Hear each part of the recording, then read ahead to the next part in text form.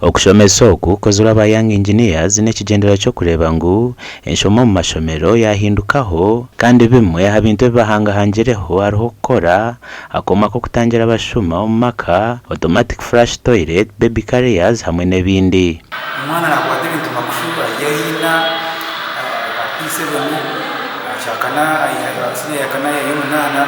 ngutse kurra hawire myaka heze university of India family India manyene byakobwa kwasa kukozesa imirimo yite ya burijo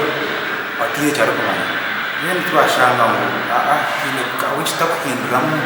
ukashanga umwana iki yakwata makushu umwishu mukibina yagaruka yakikozesa yaruga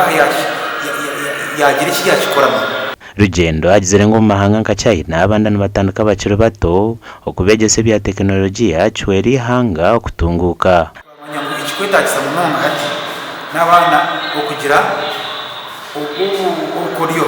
okukira obukwata ebintu makushu obukoryo obwengaro okumanya okuteka kumanya hari ikizibeki ukaragaha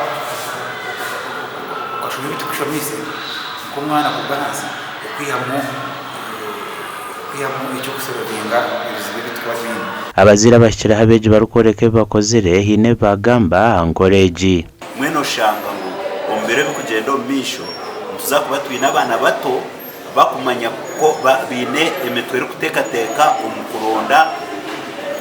okuba kubasa kumaraho ebizibe bikubateganisa umbyanga byabo na munonga ebizibe biro mu science and technology.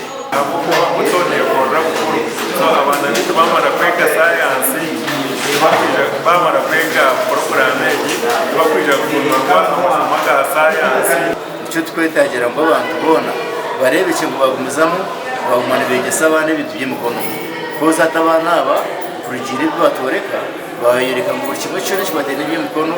Nyesya mbaza ko ba engineer barungi encourage obwa hati yakiro mashomera ga primary garukurengo mu 50 mu ihanga ryona kandi kahebwo rusa aba ministry bo bwegese hamwe n'emizano. Adolf Ayureka, TV West.